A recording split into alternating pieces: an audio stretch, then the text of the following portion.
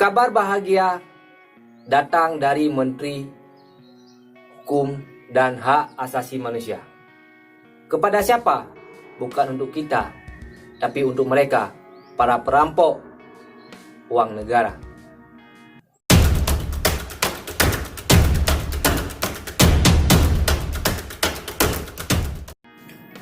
Menteri Hukum dan Hak Asasi Manusia berencana dengan mengusul revisi peraturan pemerintah nomor 99 tahun 2012 tentang syarat dan tata cara pelaksanaan hak warga binaan pemasyarakatan.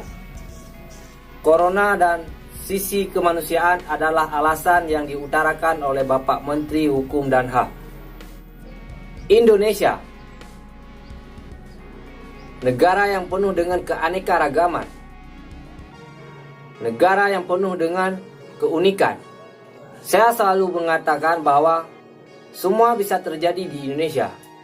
Semua bisa di politisi di Indonesia. Karena kenapa? Indonesia, negara yang penuh dengan warna. Tidak lama lagi, jika usulan revisi peraturan pemerintah ini diterima oleh mereka yang berhak dalam pengambilan keputusan, maka tidak lama lagi para narapidana koruptor dengan kasus korupsi yang luar biasa akan menghirup udara bebas. Siapa saja mereka? Sebagai contoh, saya sebutkan seperti Setia Novanto. Siapa Setia Novanto? Tidak ada orang di Indonesia yang tidak kenal dengan Setia Novanto. Dia ditahan karena kasus korupsi mega proyek EKTP. Sekarang beliau sudah berusia 64 tahun. Dengan syarat yang diusulkan oleh Menteri Hukum dan HAM, yaitu 60 tahun ke atas dan sudah menjalani masa tahanan 2/3. Artinya, Setia Novanto tidak lama lagi akan menghirup udara bebas. Yang kedua, Patrialis Akbar, mantan Hakim Mahkamah Konstitusi. Dengan kasus suapnya, dia ditahan selama 8 tahun penjara. Juga akan segera merasakan bagaimana indahnya bercengkrama dengan keluarga di rumah. Kemudian yang ketiga, mantan Menteri Agama dengan kasus korupsi dana haji. Siapa dia? Bapak Surya Dharma Ali. Juga akan mengikuti jejak kedua orang yang sudah kita sebutkan. Kemudian yang keempat, pengacara hebat di tanah air. Siapa dia? Osi Kaligis. 77 tahun. Secara otomatis dengan syarat yang akan diperuntukkan untuk para narapidana koruptor, Osi Kaligis akan merasakan bebas. Jika nama-nama seperti Setia Novanto, Surya Dharma Ali, kemudian Osi Kaligis, kemudian Patrialis Akbar akan menghirup udara bebas, bagaimana dengan yang mengutarakan 1000 saya korupsi dana negara, gantung saya di Monas?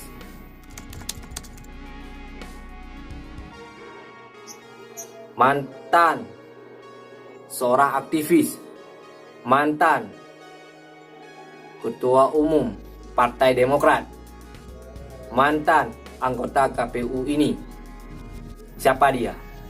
Anas Urbaningrum. Apakah beliau juga akan mengikuti jejak senior-senior mereka? Belum tentu. Kenapa? Karena syarat dan ketentuan yang diberlakukan dalam proses pembebasan narapidana koruptor ini. Di sisi lain, usulan ini disambut baik oleh Wakil Ketua KPK. Siapa dia? Nurul Gufron. Karena alasan kemanusiaan, beliau menyambut positif usulan Bapak Menteri Hukum dan Hak Asasi Manusia ini. Aneh kan? Tapi ini nyata. Lihat saja apa yang akan terjadi. Apakah usulan yang diusulkan untuk merevisi peraturan pemerintah tentang pembebasan narapidana ini untuk menutupi isu-isu yang lain? Sebut saja mungkin yang akan menjadi polemik di negara kita ini, yaitu salah satu yang pasal 27 yang tertera dalam Perpu terbaru yang ditandatangani oleh Bapak Jokowi. Saya bukan ahlinya, tapi penilaian ada pada kita masing-masing. Silakan buka pikiran, lihat realita. Indonesia, negara kita cinta, patut kita jaga, patut kita awasi, patut kita kritisi. Jangan sampai di tengah pandemi ini negara kita dirampok oleh orang-orang yang tidak peduli, yang hanya peduli terhadap perut diri sendiri.